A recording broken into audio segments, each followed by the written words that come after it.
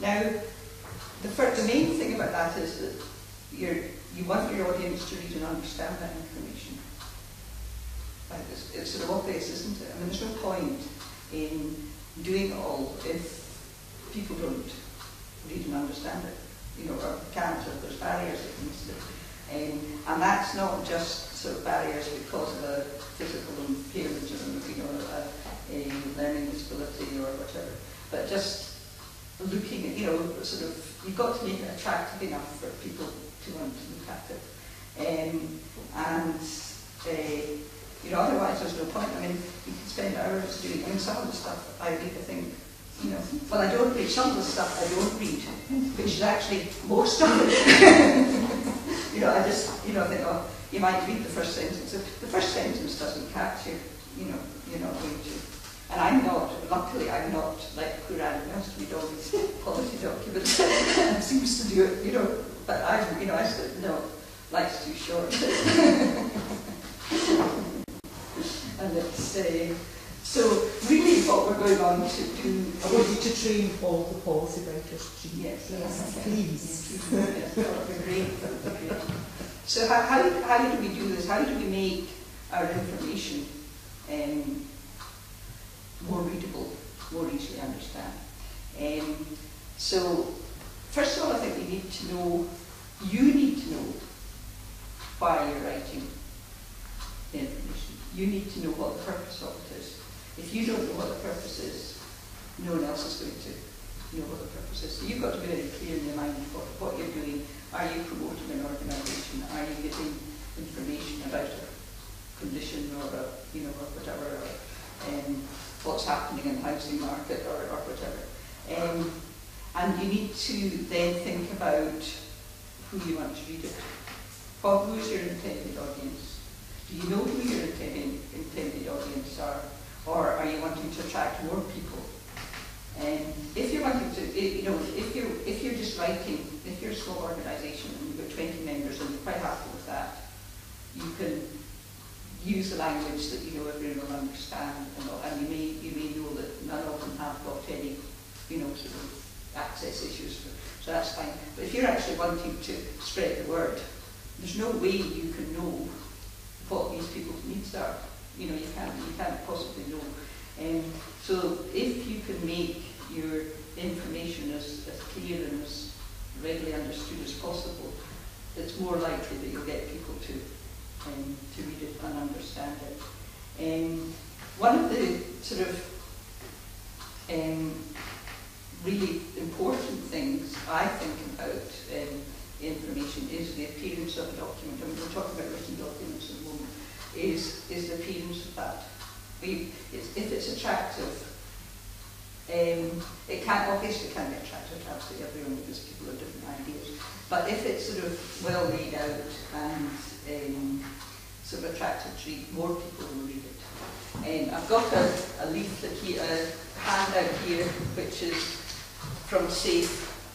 You're getting this free. This is SAFE training, but I'm giving it for nothing. But guidelines for producing accessible information.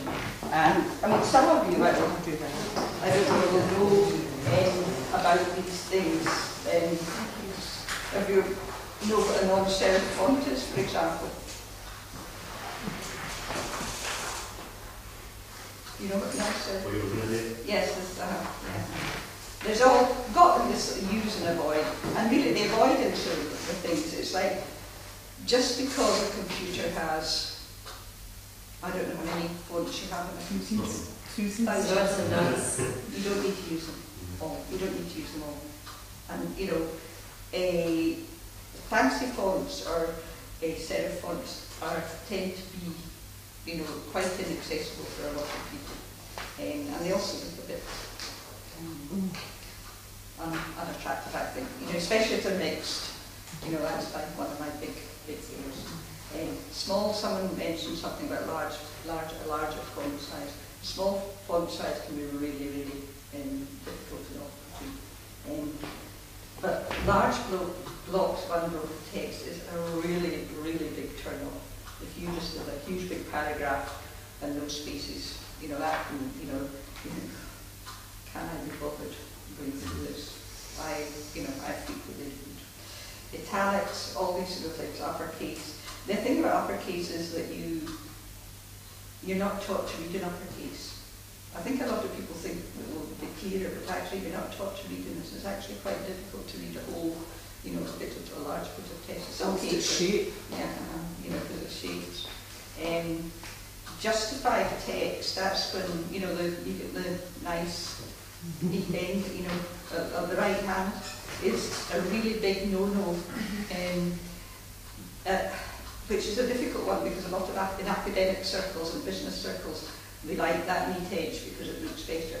But actually, for lots of people, that makes it really difficult to read, particularly for people with dyslexia.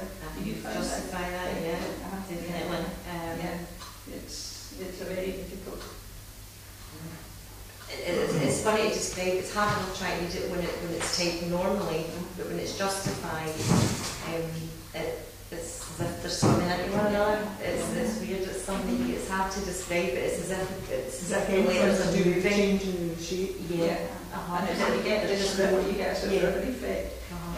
The time when you might actually, I'm not dyslexic, but I have experienced that once or twice. And if I'm lying in bed reading my book, and you know how novels are all written in Times New Roman, justified text in small print, and it's like, so you're lying there and you're just about falling asleep, and then you can get this river, the thing, and that's. But for people with dyslexia, that can happen all the time.